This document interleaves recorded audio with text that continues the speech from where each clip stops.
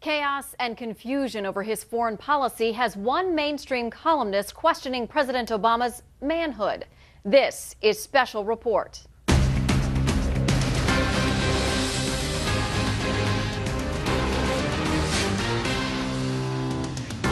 Good evening, I'm Shannon Bream in for Brett Baer. It is getting very personal now for President Obama. On top of problems like the terror attack in Libya and Iran's nukes, today, what appears to be a chemical strike in Syria and more trouble with Russia and Ukraine. All that has even the president's supporters blasting his foreign policy. One New York Times commentator is taking it a big step further.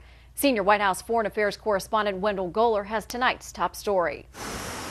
As Vice President Biden arrived in Kiev to reassure Ukraine's government and announce more Western aid, reports indicated last week's Geneva agreement to de-escalate tensions still hasn't taken hold. 3 pro-Russian rebels were killed overnight at a checkpoint, and no buildings seized by rebels were relinquished. The White House looked to Moscow to make the first move. Well, first of all, they signed the agreement, and they have committed themselves by signing to use their influence to stabilize the situation in Ukraine. But Russia's U.S. ambassador said the Ukrainians were the aggressors. As far as I understand, the checkpoint was manned by people who didn't have arms. So they were attacked by people who are representative of the outright movement in the Ukrainian political spectrum. Still, U.S. officials commended the Ukrainians' restraint, and with these pictures, the Organization for Security and Cooperation in Europe identified several Russians involved in the Crimea annexation who are now in eastern Ukraine. Aides traveling with Biden say it's too early to tell if the Geneva agreement will succeed. They say Biden will offer aid for Ukraine's crushing energy debt with Russia and technical support for economic reforms. At the same time, the White House warned it is ready to turn up the heat on Moscow with tougher sanctions if there's no progress. If progress is not made in coming days, we will impose further costs. Meanwhile, in the Middle East, reports that Syria has used the chemical in an attack on a rebel-held village. State Department officials say the chemical was apparently not covered by the chemical weapons ban, but its use is still troubling. We have indications of the use of a toxic industrial chemical, probably chlorine, in Syria this month in the opposition-dominated village of Kafir Zeta. We're examining allegations that the government was responsible. U.S. officials say 2/3 or more of Bashar al-Assad's chemical weapons have been destroyed, but his decision to once again cross President Obama's red line has given opinion writers new ammunition. Obama, whether deservedly or not, does have I'll say it crudely, but a manhood problem in the Middle East. Is he tough enough to stand up to somebody like Assad, somebody like Putin?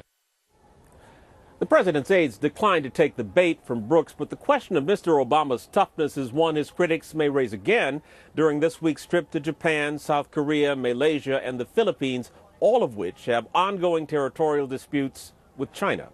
Shannon? Wendell Goler, live from the White House. We will talk about this with the panel. Thanks, Wendell. One place where the president is going on offense is Yemen, where a recent act of defiance by terrorists has been followed by a reassertion of American power. Chief Intelligence Correspondent Catherine Herridge has the story. The Yemeni government says at least 55 militants, including 3 senior members of the al-Qaeda affiliate known as AQAP, are dead after a weekend operation targeting remote training camps. The bomb maker Ibrahim al-Asiri remains the priority target for the U.S.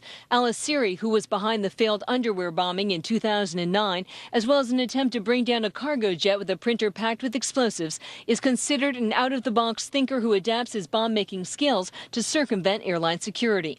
Lawmakers whose committees track the al-Qaeda threat are waiting for the dead to be identified. The question is whether these are recruits that they hit to sort of downplay their recruiting capability, or whether we got more high-value targets. A source familiar with the operation tells Fox News that the weekend drone strikes are not a response to this recent propaganda video, which showed the group's leadership threatening attacks against U.S. interests. The operation, which also included raids by Yemeni security forces, was in the planning stages before the video attracted international attention last week. In his national security address, President Obama made clear that the administration was backing away from the controversial drone campaign. And the tracking data for 2013 shows that strikes in Yemen dropped by nearly 50% over the previous year. Today, the White House spokesman deflected a question on whether the weekend operation shows the administration is rethinking the policy shift. As the president made clear, we take extraordinary care to make sure that our counterterrorism actions are in accordance with all applicable domestic and international laws, and that they are consistent with U.S. values and policy. The operation is widely described as one of the most aggressive in recent months, with local media reporting there was intelligence suggesting an imminent threat to vital military and civilian installations. Shannon? Catherine, thank you. All right, let's talk more about the Middle East, President Obama and his man card. Senior political analyst Britt Hume joins us tonight, and I guess you've got your card with you, Britt. I hope so, Shannon. Thanks very much. It is difficult to look at a map of the world these days and find places where the Obama foreign policy has unmistakably made things better. But there are signs the president may at last be shedding some of the illusions that have helped make the world such a disappointment to him. The estimable Peter Baker of the New York Times reported over the weekend that the president has all but abandoned his attempted partnership with Vladimir Putin's Russia in favor of the kind of containment that was at the heart of U.S. policy toward the Soviet Union. Never mind that less than a month ago, Mr. Obama said the Ukraine crisis is, quote, not another Cold War we're entering into, end quote. As the saying goes, better late than never. Mr. Obama's problem seems not so much that he believed Vladimir Putin and other leaders were so different from their predecessors, but that he himself was so different from his. This is a man who said to a visitor back when he was a mere senator, quote, wouldn't it be great for the world if I were president? Well, he's been president for nearly 6 years and things aren't great yet. And there are signs the president may still think his very presence can make them that way. As he heads to Asia this week, where there are serious strains among allies Japan and South Korea, and as you've heard, continuing difficulties with China, a top Obama aide suggested the problems there are not that hard, saying, quote, showing up matters a lot in Asia, end quote. Shannon? Britt, some very confident talk. Where do you think then Senator, now President Obama, had that confidence? Where did it come from? I think this man had such a meteoric rise to the presidency, perhaps more meteoric, more uninterrupted than any man in history, that it's almost understandable that he would develop a pretty high opinion of himself, which I think to a great extent he retains to this day, but the world is interrupting him now. Well, we'll see and watch that Asia trip. Thank you, Britt. Thank you. Well, the president's friends are also giving him grief about indecision here at home, namely postponement of a ruling on the Keystone XL pipeline likely until after the fall elections. Democrats are taking exception to accusations of political motives. I know there's a great urge, and has always been, to make this about politics. I want to make sure that the right decision is arrived at and that the president makes that decision carefully and doesn't factor politics into his decision, which I don't think he is. That's the kind of inane thing that party chairmen have to say sometimes in defending their presidents. Of course it was about politics. It's all about politics.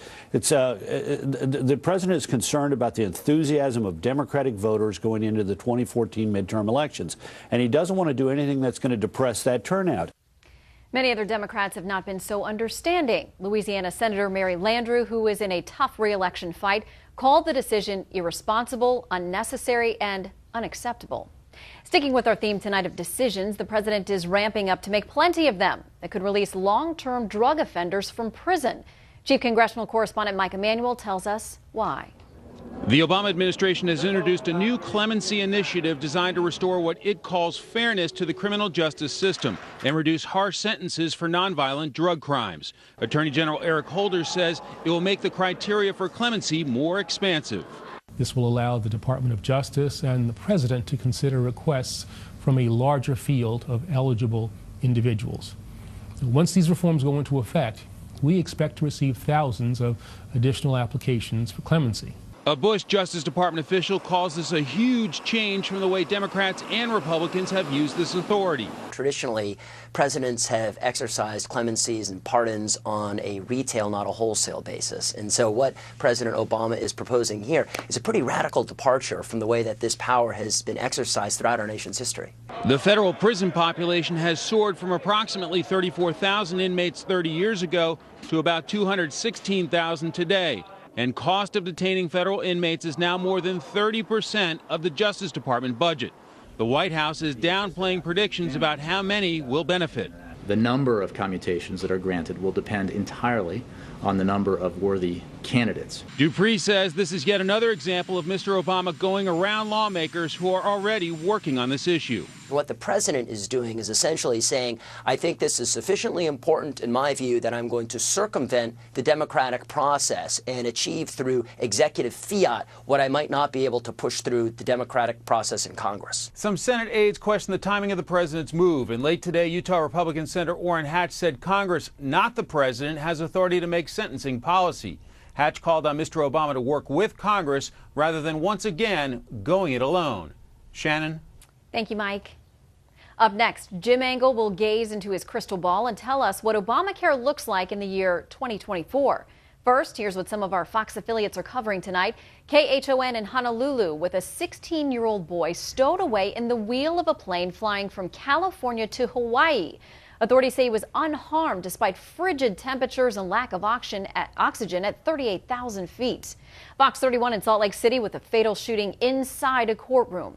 The FBI says a gang member who was a defendant in a racketeering case rushed at a witness who was testifying on the stand. A U.S. Marshal shot him in the chest. And this is a live look at Atlanta from Fox 5. The big story there tonight, the big recall from Oscar Mayer. Kraft Foods is recalling 96,000 pounds of wieners because they mistakenly contain cheese, which could be a problem for people with dairy allergies. That's tonight's live look outside the Beltway from Special Report. We'll be right back.